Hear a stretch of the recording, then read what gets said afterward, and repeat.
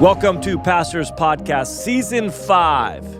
Phil and I were talking about doing a deep dive theological and, what would it be, typology? Yeah, numerology, I don't know. Numerology of the number 5. Just getting new age over here. Nah, Pastor's we're just getting comp, prophetic, charismatic, that's what we're getting. Great to have you with us. This is a podcast for anybody in the trenches, building the local church. We just believe so deeply in you and want to come alongside you. I love it. We just sit down. I mean, I realized with the podcast, this is what I realized, Phil, recently. Because we went all over the world doing events. We were doing events for years for youth with Jesus Culture, and now we'll put on conferences at our church, or we'll do these podcasts. I realized that I pretty much just invite who I want to hear or have a conversation with. Yeah. And then I don't care if anybody else shows up because I have a front row seat. That's right. To the person that I wanted to hear anyway. So all of our conferences, just speakers I want to hear. All of the podcasts, just people I want to have conversations with. So, if anybody's listening or not, it doesn't matter. This whole thing's worth it just for me to have a conversation with people I love. But it is good to be with you. Phil, always good doing podcasts with you. Yeah, I love it. I miss it. We need to do a new season of the classic Jesus Culture podcast. Yes, well, we've actually been, Becky's upset with me at that because Becky said that we stopped, which it's on hiatus. I have not officially said we've stopped it, even though it's been 2.5 years. I blame COVID. Yeah, we're still getting stuff back together. I blame COVID for our hiatus, but Becky says that I have a new child that I like more called Pastor's Podcast, so I've abandoned the old one. Here's the question. How long can you use COVID as an excuse for something that's on pause? Well, it's interesting. As a pastor, I don't know, but here's where I still am using it. So we kind of relaunched last January, and our story, we couldn't meet. We didn't really start officially meeting again for 22 months. We were doing stuff after 13 months. It's wild. And not because we didn't want to. We just literally had nowhere to go. Right. Like there was no options. And when we relaunched, it was like a brand new church. Yeah. That's not an exaggeration. I mean, we probably lost 60% of our church. And then when we launched, it was just this whole crazy. It was good. But anyways, all that to say, there's so many new people. Yeah. So I'm meeting people. And then some of them, though, they started coming before COVID. And I'm like, oh, are you new here? They said, well, no, but we haven't met. I said, how long have you been going here? They're like, well, for 4 years. And so I blame everything on COVID. That's right. COVID is my excuse for, as your pastor, we haven't met in 4 years. I asked them the other day, I said, I kid you not, Sunday, I said, is that your fault, my fault, or COVID's fault? She said, COVID's fault. I said, all right, there we go. So we throw everything under the bus of COVID. I love it. I actually ran into somebody who I haven't seen since COVID. They were once part of our church, and I actually was like, "Hey, how are you guys? Are you going to church somewhere?" And they literally said, they go, "Well, no, we're still part of the square." And then I'm in a coffee shop. What a pastoral jerk! But they haven't been. Oh, they just haven't been. They haven't been. So it's not your fault. So I didn't know whether to, it was just. Are they watching online? Well, who knows? Who knows? But I'm saying that's the crazy thing about people's mindsets. Here's the only question we care about. Are they still tithing? Are they still tithing? I just want to be like, listen, could you imagine if I just hadn't seen Emily for 3 years and be like, yeah, of course we're fine. No big deal. I'm surprised there's even a conversation. That is some marriages though. Now we're getting into real marital counseling. If you're listening right now. Yes, it is. It has been a whole thing of coming back. Although churches in Texas never. It's so weird. They were 3 weeks, and then they're like, I don't know. We took a couple weeks off and came back. We all went on vacation. Like, are we in the same country? Is this how it works? So we went to Disney for a few weeks. So I'm going to blame COVID for the hiatus that the regular Jesus Culture podcast is on. Yeah. And we're bringing all of our energy to this one. Today we have a great guest. Really excited about Tim Hughes. He is a pastor vicar. It's a vicar. Anglican church. A vicar. They call him priests? I'm going to find out. We're going to dig deep on titles in the Church of England and Tim Hughes. But maybe one of the reasons I'm excited about it is because we can't talk to an English guy without talking football. That's right. And if you've never been to a soccer/football match in England, it's quite the experience, man. It is. I just went to a Bolton Wanderers game, which, if you know football at all, they've been in the Premier League before, but they're down in League One now. And these are very geographically centralized, localized fan bases. Yeah. Like, like my grandpa and my great-grandpa, they all supported Bolton. And so, so I go with my friend Phil Smith, and we're out there. He's got season tickets. And when you're around English people, they're subdued. Like they would look at Americans and think, oh my, you're so loud. Like, it's just like so brash, so loud, so like when an American walks in the room, you know it. That's kind of their snobby view of us. But they're also their ability to know that. Like if me and a Canadian walked into a coffee shop in England, the instantaneous ability to know is. But here's what I realized about English people. They're subdued until they get to their favorite football team. And then I'm watching old ladies, and I'm like, oh my gosh, the filth coming out of your mouth, Grandma, this is crazy. And they just full on are like, they're unapologetic. We're gonna have to talk to Tim about this. Chanting songs. Feels like a discipleship issue. Oh, we're doing it. We actually have Tim on this right now because this is time for confrontation. Like Paul confronting Peter, we're going to confront There's him idolatry today. in the land, Tim. What are you going to do about it? But Well, you know what I love about English soccer is, could you imagine the San Francisco Giants losing down to single A baseball? No, I can't even wrap. And people still being like, of course I'm going to go. I cannot wrap. In fact, I was telling them over there, I said it would never happen. Like the owners would, because you lose your entire, all the money goes away once you get out of that league. English people, they're more faithful. But it's so embedded in their culture. Yeah. They're like, they couldn't even imagine not getting relegated and promoted and everything else. So, listen, guys, there's nothing spiritual about this, but I'm excited to jump on and talk with Tim.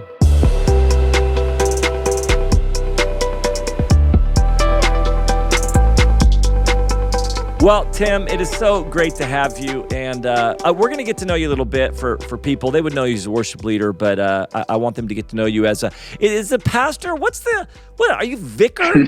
Like what, reverend? We had Nicky Gumbel on. And last season Nicky Gumbel was on. Maybe you've heard of him, but he would not give us definitions of what they call each other in the Church of England. Can you clear up some stuff for us? We need your help. Are you pastor? What do people call you? Well, on our, by bottom of our email, we go by senior pastor, but I could also go by priest, vicar, incumbent, reverend, minister. Dude. I think in terms of the Church of England in the UK, a lot of people would know the sort of phrase vicar, but most of our church, I don't think they quite realise we're Church of England church. Tell me. So if I said I was a vicar, they'd look at me very strangely. We use the word pastor. Would the older crowd, would they have an affection towards vicar? Yeah, definitely. And obviously, I mean, it's an interesting thing. So in the UK, the Church of England is the established church, and it's so deep in our fabric and society and culture, whether that's good or bad. And so some of these phrases, if I ever wear a dog collar, that's the thing, you guys. I get to wear dog collar. I can wear full robes if I want to. Yes! I love it. But I don't. But, I want the options. There is a recognition of some of those terms. Exactly. Just sometimes for date nights, I'll wear it. But generally. Listen. Can I just tell you that next time I take Emily on a date, I want to buy it. I want to wear it. A full robe. And a full I'm just going to own robe. it. A full preaching robe. Please she'll be wowed. Please don't. Have you worn have you preached in a collar? Very, very occasionally. So I personally sort of struggle a bit, and even the theology, we massively believe in the priesthood of all believers. But I've got a friend of mine, and he'd be same kind of churchmanship, doesn't wear dog collar, but he had to do a wedding, and he did this wedding. He had to catch a train, 2-hour train to get to the wedding, and at the end he rushed home, got on the train, hadn't had time to change. So he was wearing a dog collar. He said that 2-hour train journey. Random person after random person went up to him. Wow. Bared their souls. Can you help? Can you pray for me? That's amazing. My marriage is breaking apart. Can I talk to you about this? I'm scared of it. And he said it was actually really interesting that actually in our society, there is a sense of a priest being someone of hope and wisdom and encouragement. So, it's an interesting one. Honestly, but I generally don't wear it. That is very interesting. I've thought about that before because I just think there's something actually really quite beautiful about the public statement of just saying, hey, my allegiance is in Christ. Now I know culturally it doesn't always break out the way, and there's a lot of opinions in the world, but there's something about that presence that it would represent that I've actually thought about the power of it at times. Shows you how hurting people are Yeah. and how lonely they are too. That's incredible. Well, listen, before we get further into this conversation, and I know we're talking kind of English culture, but I was just talking to Phil before you jumped on about this. Who would you support football-wise? Another painful topic. Everton. Okay. Everton are they're in the Premiership, but they're not doing well. So I've been English football culture is so fascinating to me as an American, because I was telling Phil this, when you're with English people, they're kind of subdued and they think Americans are loud, kind of outlandish, brash, and they're kind of turned off by the harshness and like loudness of Americans. And then they're all kind of like whatever and apologetic, and they're apologizing when whatever. And then you go to a football match with them and it's so I've been to Man United at Old Trafford. I've been to Man City playing Man United, and then I've been to a Bolton Wanderer game.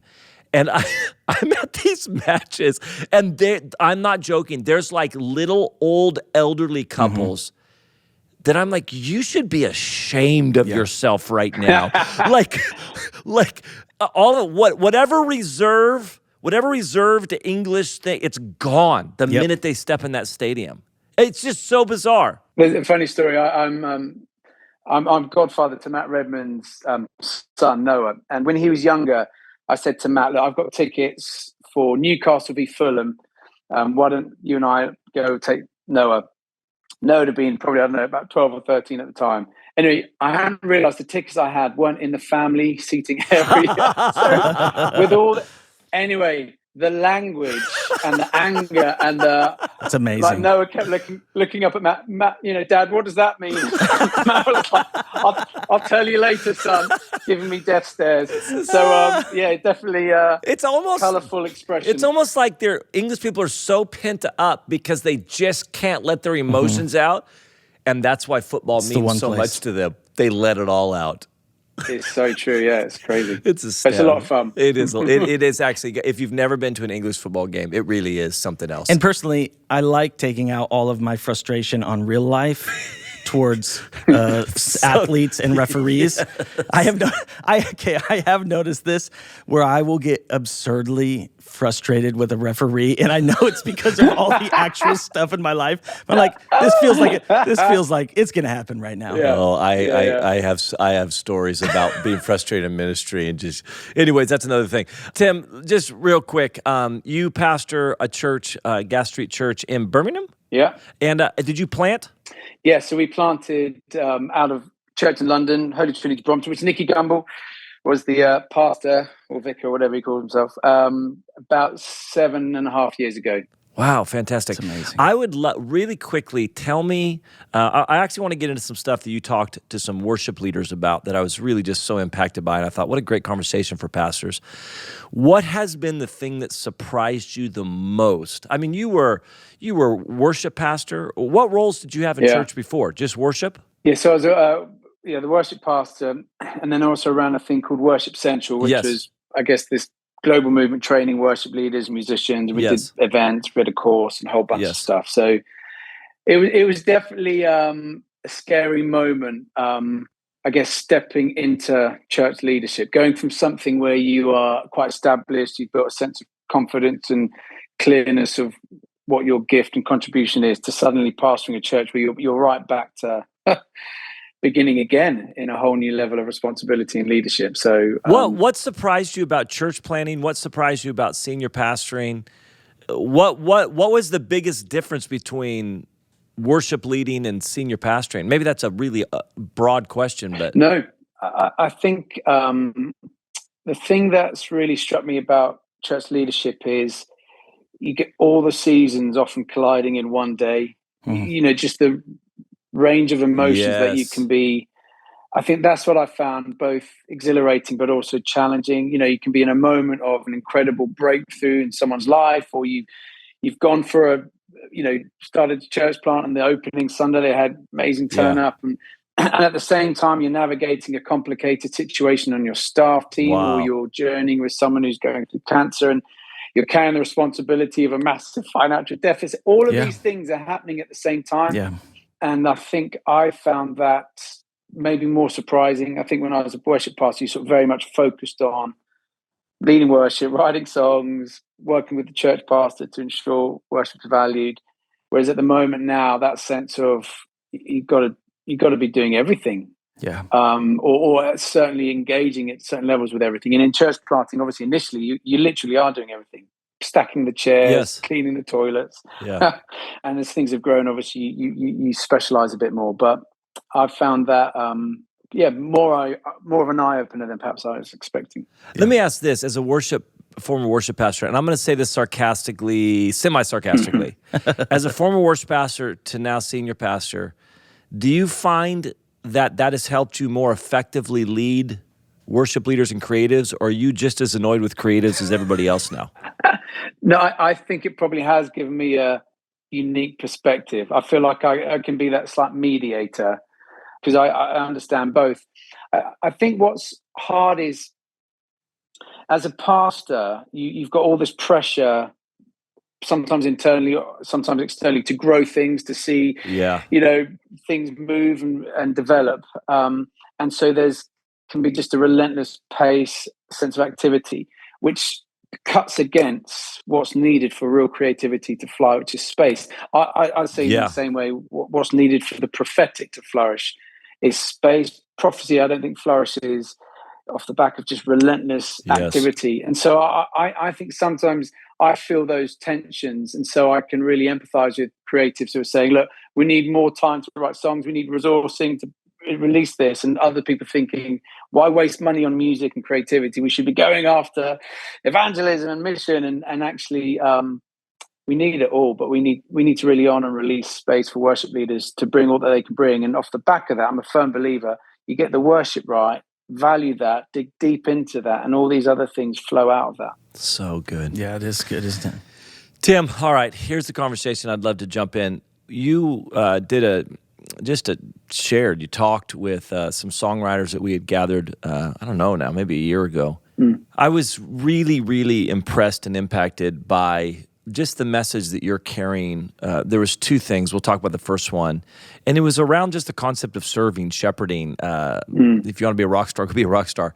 Can you kind of just unpack a little bit about what the Lord has really kind of shown you, spoken to you in regards to our role as pastors, or just as spiritual leaders when it comes to actually the stuff that you're talking about, serving, shepherding? Well, I think there's a bit of, I would go as far as saying a bit of a crisis in church leadership. Yeah. In that, I think there is increasing pressure to grow things. I think we've increasingly taken on the model of the CEO, that a lot of our inspiration has been from successful businesses. You know, and I've been to all these church leadership conferences where you bring in, the expert who's grown a company from, X to Y, and, these 5 steps for how you can double the size of your church, and all of these things, all of which I think can be really helpful. But I guess I went on a bit of a dive and a study into sort of leadership throughout Scripture, and the defining metaphor that people keep returning to is that of the shepherd. Wow. Not the business leader. And even, I've been studying a lot around King David at the moment, and there's this amazing moment. Obviously, we know the story, David, confronting and defeating Goliath. But that moment where Saul puts on him the armor to face Goliath, and in the eyes of the world, the armor was, the best thing to go forward with: strength, power, competence, all of that. But David took it off because it didn't feel right, and he picked up the sling and the stones and the staff, and he identified as a shepherd.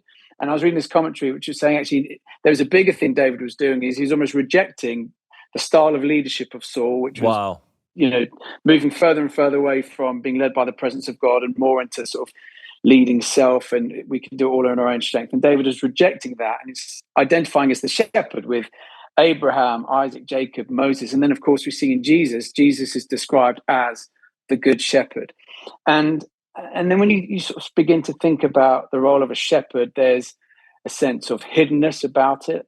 A shepherd was often alone with the sheep. It wasn't a career that was honored and celebrated in the times of Scripture.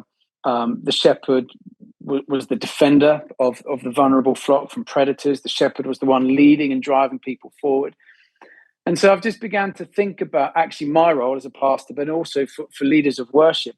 How are we not just leading songs or delivering preachers and sermons and talks and vision, but how are we actually engaged with our people, loving and serving, being there, on the backside of a hill, as it were, in the dark moments of life, loving, caring, listening, championing, defending, building up in a way that doesn't necessarily make much of us, but it lifts others up. And I think I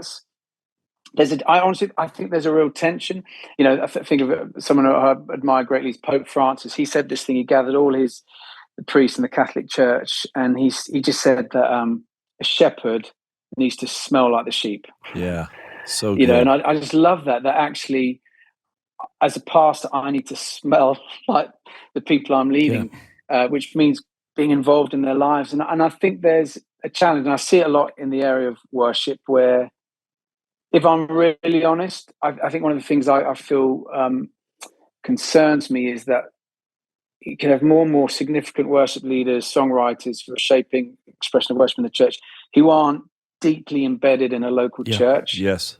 And I think that's a really scary prospect. And I think that actually, I think that's moving away from God's intention, which actually worship should come out of the local community, come out of the local church. And actually, we need to be embedded in that community, for accountability, a sense of humility, but also because I think the best songs and the best ways of connecting with people will come out of understanding the pain going on in people's lives. And so I guess my encouragement was to worship leaders, commit to your local church and commit to the people. Don't spend all your time on a stage in a green room, be in and out of people's houses, coffees, and so that when you're leading, and this is what helps me when I'm leading, I'm looking at people and I know what they're going through. I've wept with them in the hospital. I've rejoiced over them when they, fall pregnant or whatever it is. Lead with empathy. We can lead them well. Again, I remember when I was being trained to become a pastor, we had to go on this retreat, and this guy was just retiring, having done 40 years of pastoral ministry. And he said this thing. He said, "My prayer for you is that you would know the pain of too much tenderness." I was like, what? I don't know why it so deeply moved me and impacted me, because I've never heard that before, that idea of leadership, that your heart is so softened and tender towards the people, that you're moved and stirred by the realities and the brokenness all around us. Now, the challenge is that tenderness doesn't then overwhelm us and crush us. So we've got to, obviously, there's a lot of work that needs to be done so that we can keep serving and loving and pioneering in the midst of it. But I guess I'd love to see a more tenderness and meekness in our leaders in the church, rather than trying to build these big empires that we are beginning to see crumble, because I wonder if they've put the wrong emphasis on a particular type of leadership that, and the Bible would maybe suggest there's a different way. Yeah, and I mean, Tim, I think actually having your voice speak into this is significant, because you have actually in your life experienced pretty profound recognition, being known pretty globally in the church. Like you yourself have kind of achieved certain levels of status and recognition. And I think even one of the things that Banning and I have talked about before, probably for all of us, when we were young, there was no idea of giving your life to Jesus and becoming famous. Like it was not a concept that existed. And so now, because I agree, I think we do have a crisis on our hands. But I also have a lot of mercy, because I recognize that young leaders are coming into this with opportunities when I was working through my own sense of ego, that they have opportunities to run with things that I never even imagined. You can be friends with movie stars and rock stars. Yeah. If you're in ministry, and even just as the world secularizes and all the value systems come alongside of that, this unnamed thing exists in all of our lives, which is this belief that visibility is success. Right. That is basically where where Western culture has moved to. I have to become visible to be successful. And even though most Christians, if you, maybe they wouldn't give that as a theological answer, but it's still embedded in their operating system, and they can't even discern it. And so I see all of these young leaders who have a real love for Jesus, but to actually see a servant, a true servant's heart come alive in them, they're facing these challenges because they are trying to find meaning. They're convinced that they have to get on stages to be meaningful. They're almost unconsciously manipulating situations to just try to answer this ache in their own heart. And I think my question in that for you, as somebody who has found in some ways that place of being known, that is neither necessarily good or bad, it just is, and it has a lot of potential consequences on our hearts. But it is often the desire that robs people from actually learning how to be servants. How are you walking with young pastors, young leaders, to actually get them to see and to genuinely value that very thing you're talking about, that true place of servanthood? How are you walking with people that they actually smell like they're sheep? And it's not all attempts to an end. It's actually because they're wanting to become more like Jesus. Yeah, and it's a great question. I think there's an element of redefining what success is. Yeah. Because I agree. I think it's very difficult when with social media, which is coming in a whole new way since when I was perhaps starting out. And so you're constantly comparing yourself. And we know comparison is just an absolute killer. It just puts this pressure, or it elevates, and we can't help it. And I've no doubt unintentionally done it as well, where what we seem to celebrate is size and scale and impressive events. And they're the easy things to document. So I think there's a reevaluating, and that's one thing we're certainly doing with our leaders, reevaluating what is success. And alongside that, therefore, is reevaluating and being clear on what is the call on your life as a leader. So I can think of a guy in our church who's one of our pastors, really great guy, very gifted. And one of the conversations we've been having with him, which at times can be painful, is to set you up for long-term ministry, we're going to have to challenge a few things.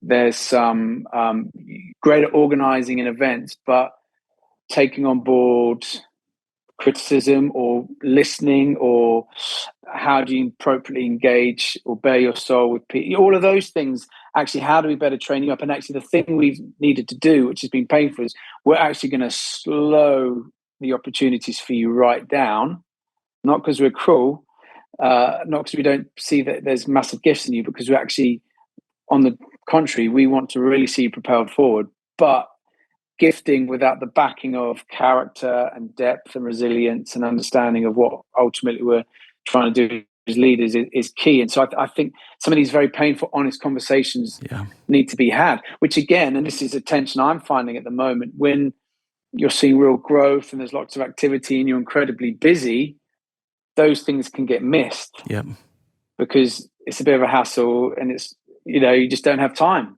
And you don't want to confront. But actually, I think as people training others up, we have to have those hard conversations. Again, I remember lots of worship leaders, I'd ask them, how do you spend time with Jesus in his presence? How are you, tell me about how you read the Bible, how do you pray? And the answers I got back weren't particularly encouraging. Or, but then talk about what musicality they're loving or excited by.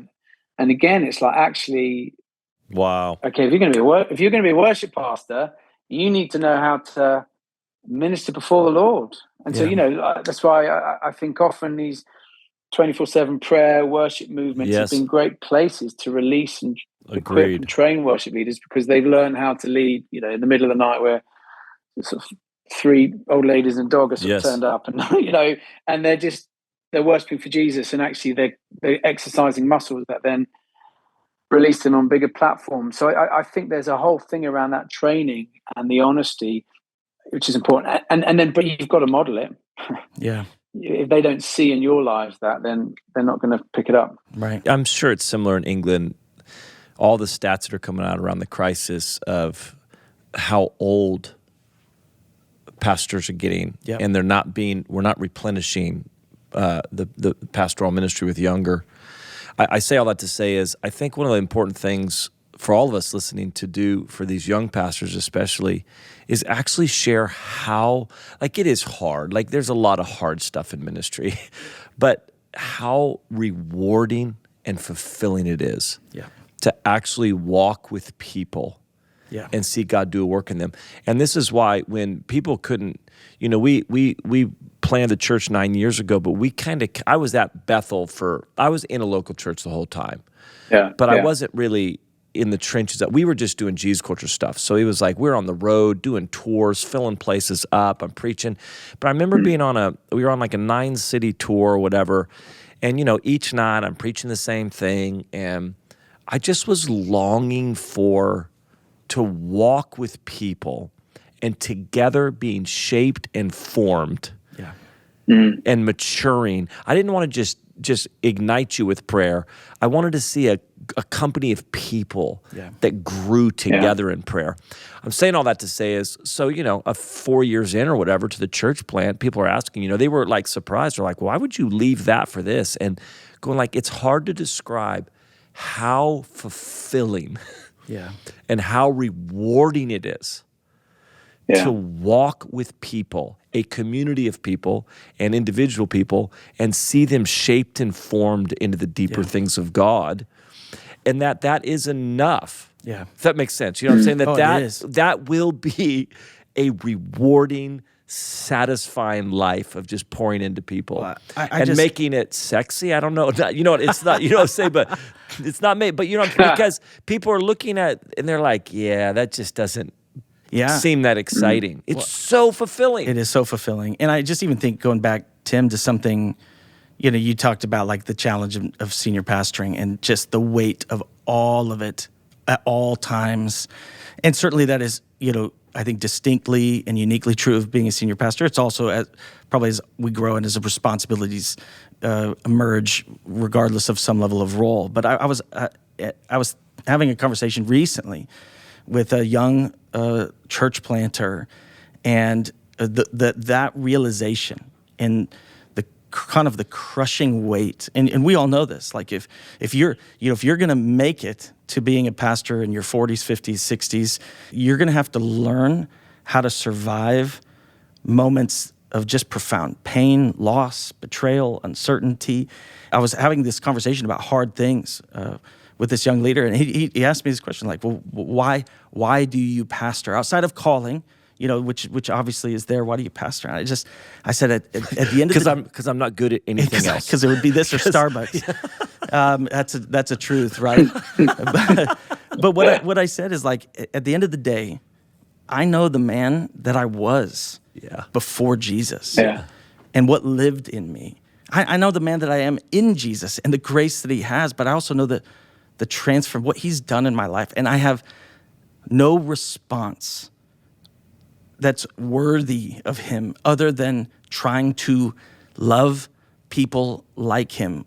And even that picture of Ephesians 4, just, I urge you to live a life worthy of your calling. Obviously it goes into all the gifts and the fivefold, but where it ends is like, man, I want to spend my life. Yeah. And at the end of my life, I want to say, Jesus, here is a people that I did everything I could to make them as much like you, obviously all through the work of the Holy Spirit, but to this call that I have in my life to help people mature, to help people come like you, to help people look like you, love like you. And at the end of the day, when you clear out all of pastoral ministry, if that kind of simplicity of my heart is I'm in this with Jesus, for Jesus, because of Jesus, and I have false motivations too.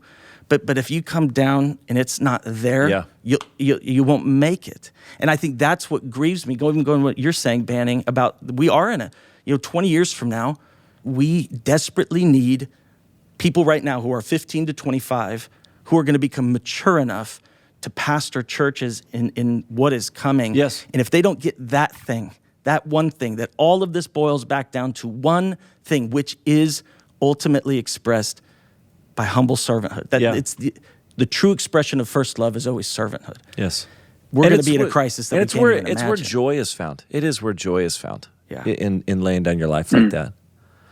Obviously, we know that you're a well-known worship leader. Wrote a few songs that the church sings. Just a few. I guess. Doing all that type of stuff. Was it a hard transition going from a little bit more of that? It wasn't all platform stage, so I'm being very generic. But that platform stage to a little bit more in the mud. 100%. I think at multiple levels. I think it's at times felt quite humbling, as I said. Leaving something where you felt more established, and then suddenly, having to ask for help. Like, how do you pull a budget together? Pastor or calling my dad's a pastor. So, Dad, how do you do a wedding? How do you do a funeral? You get a group of leaders together sharing a vision and terrified they'll all think it's the worst thing they've ever heard. All of that stuff. But again, there's something beautiful about constantly being able to step out of the boat, put yourself on the line. Again, in all forms of leadership, the moment you sort of feel you've cracked it and settled, you always want to keep open to growing. And then I think for me, and this is something that's been quite significant the last few months, is a slight identity crisis of, am I a pastor or am I a worship leader? Wow. And should I hang up the guitar?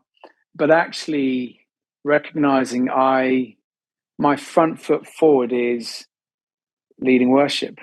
And so how do I not lose that sense of being a worship leader, yet also being a senior pastor and operate in that primary gifting, and therefore building people around me who operate in other strengths, not necessarily being the person who preaches 50 Sundays of the year, building team. Again, for me, another little thing, which I think one of, often you find worship leaders, one of their strengths is their sensitivity to the spirit, sensitivity to what's happening in the room. And at times I felt like what I needed, and maybe because of the models I'd looked at, was like, this is the time to be strong, sell a confident, compelling vision, person of faith, bring it, come on, and that sensitivity thing, I've got to sort of dial right down, because no one wants sort of a leader who's going to sort of share sensitively. They want, and that's a lot of our models, So but I think sometimes the danger was I actually began to operate not in my gifting. It's like I was putting on Saul's armor, and became more and more detrimental to me. And actually, I think what I've been discovering is, see, this is how I'm wired. This is where I'm going to find my sweet spot. And therefore, I've got to build around my weaknesses, and not be apologetic of my strengths and go for it. And that's with all leadership, isn't it? It's so hard to lead and operate out of who you are and how you're wired. And being relaxed in that. Yes. Because we all want to impress, but actually it's as soon as we understand this is who I am, we're actually going to save ourselves a lot of pain and probably be much more effective. Yeah. Let me ask this real quick. We have a few more minutes left, and I just want you to address a little bit something you talked to the worship leaders about. But I think as we get further down in ministry, the danger zone is beginning to play it safe, beginning to take less risks. It's interesting. I found my own life, my yes and my risk-taking, we've shared a little bit of this on the podcast, but my yes and my risk-taking was so connected to, and this is not a negative, youthful zeal and being naive. I don't even know what I'm saying yes to. And I don't have anything to lose, you're right. I don't have anything to lose, so I'm willing to take some risks and trying to try some things out. But as you get older, you get a little bit more established, get a little bit more, risks actually cost a little bit more. And we lose kind of some of that thing that actually kind of was propelling us forward. You talked a little bit about this, a little different angle around. Could you share some of that stuff? I feel like it was so relevant for pastors. Yeah, well, I 100% agree. But basically, there's this concept called rewilding. And I was reading about this estate in sort of southwest UK. And it's this massive kind of estate of land, and the farmer, been farming it, cultivating it for years. But basically, it's becoming harder and harder to make work financially. The ground was getting less and less productive. He was, losing all that energy and heart, and was literally at the end of just sort of quitting, selling up, giving it away. And then he heard about this idea of rewilding, which is basically the concept you don't do anything. You just let it, all the vegetation grow, the wildlife, you get rid of all the hedges and fences and borders and boundaries, and you just see what happens. So he began this experiment.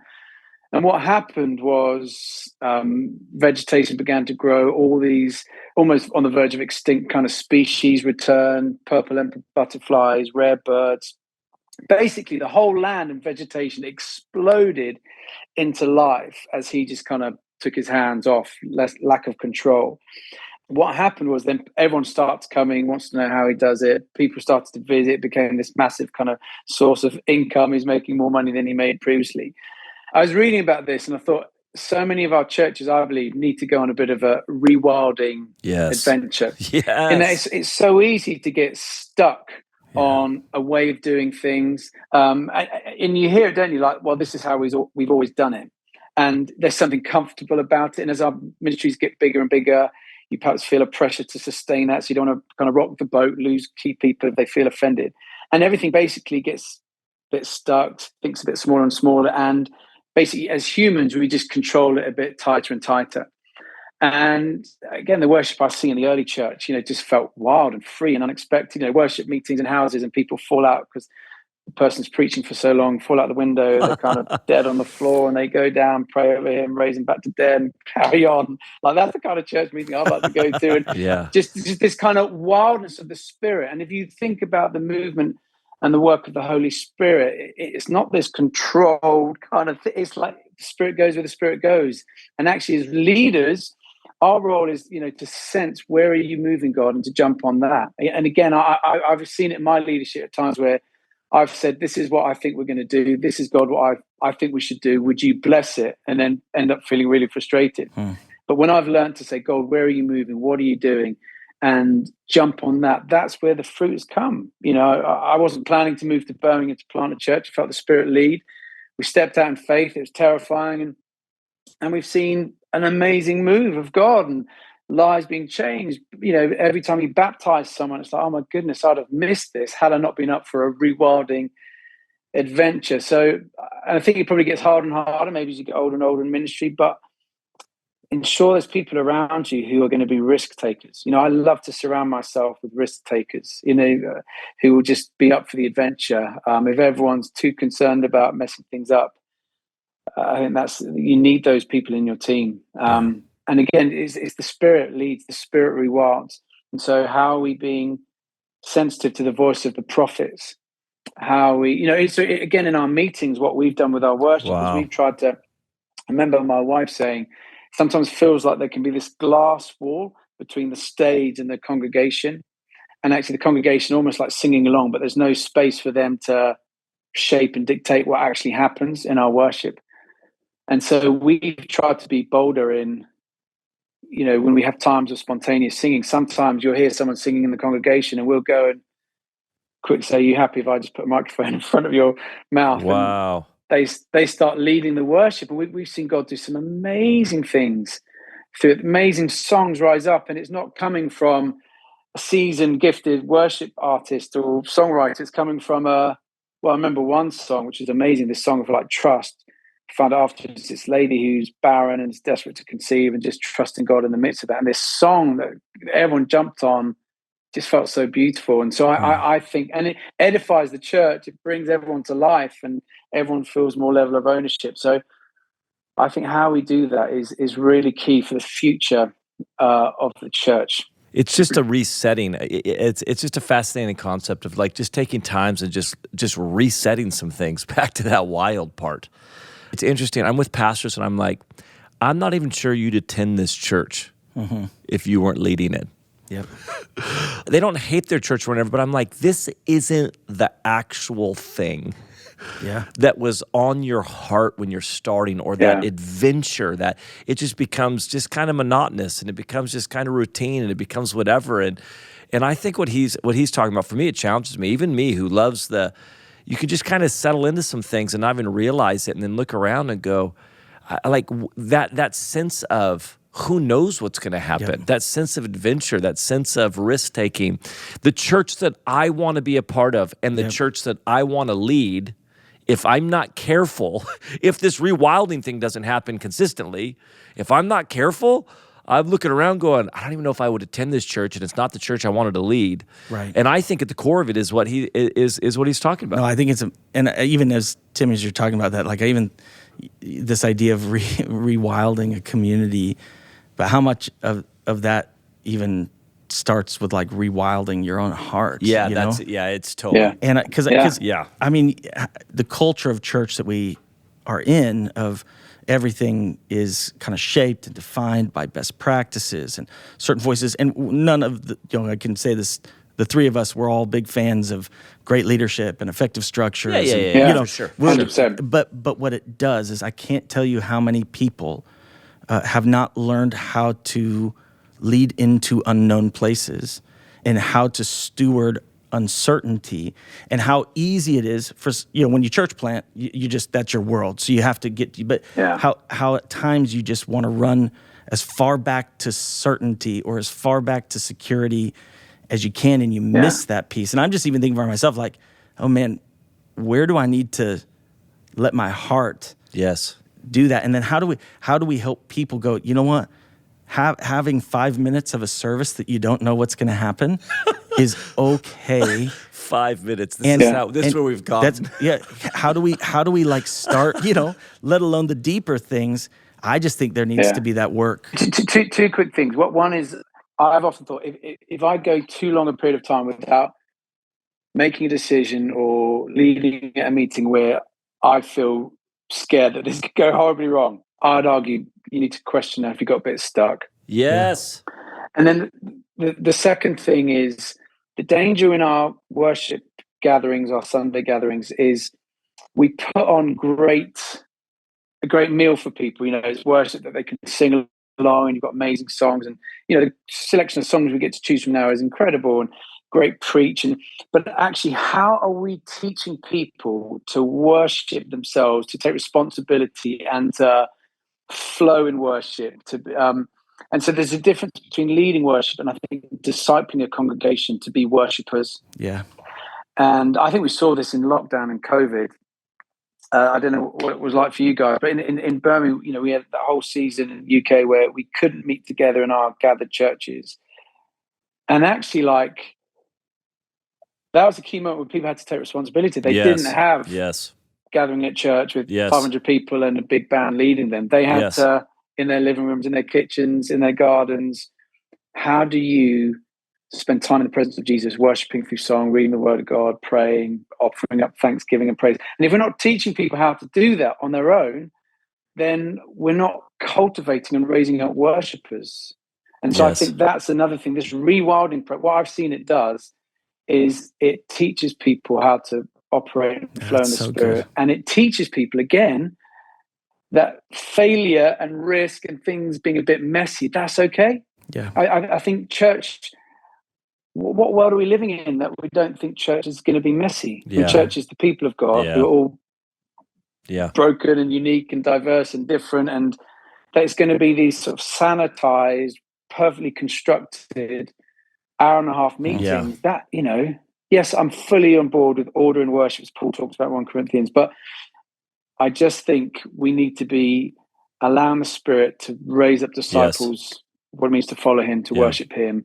And if they see vulnerable, honest leaders who are taking risks, I think it models something powerful. As we wrap up, I think for me, as I'm listening, we have to celebrate that when we see it in pastors. Even when it's not working out that well. Yeah. Even when their church is a lot smaller because they've got some things in their heart that they're kind of going after and trying to figure out, and either stumbling along the way, or it's just not actually appealing to the consumer-driven Christian culture. And so whatever, that we're still just like, that's amazing. Yeah. I love that you're going after that. I love that you're figuring that. I love that you're trying that out. That we would actually just celebrate, actually be impressed and celebrate with people that are just leaning into that type of stuff. So, Tim, I so really appreciate you taking the time all the way. I know it's your evening out there, so thanks for taking the time, and look forward to... it's great to be with you guys. Well, now I am going to invite myself, but I want to come watch. I don't even know what team, Everton? Everton's a London team, right? No, it's right by Liverpool. It's about a mile away from Liverpool's ground. So that's right. The Merseyside derby, Liverpool. Okay, so that's what I want to. Next time I come over, I'm gonna look you up. I'm gonna see if we can go. I want to go to. You got to go with an English guy. All I know about too. Everton is they have a long history of having American players. Tim Howard was there for a long time. So it's one of the probably one of the few teams that Americans are from. Okay, my last question, Tim, is how often are you tempted to lead worship and preach on the same Sunday? I was in Romania over the weekend, and I had to do a lot of that. It's not ideal. Listen, Tim, I disagree. Listen, as somebody who can't sing and lead worship, I'm telling you right now, if I could sing and lead worship, I'd never get off the stage. I would welcome everybody. I'd close in prayer. I'd throw a couple announcements out. I'd preach. I'd sing a song while I was preaching. That's right. And then I would close worship. It'd be a phenomenal Sunday. That could be your rewilding. You say to the guys, hey, let me know how it goes. I can play G, D, E minor, C, which is all the early 90s Vineyard songs. So we're going to be bringing out...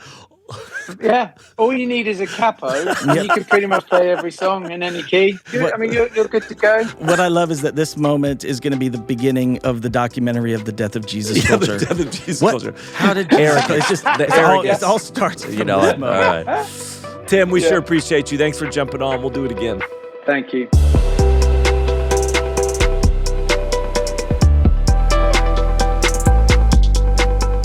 Well, I tell you, I genuinely love what he carries in his message. It's just, it feels pure.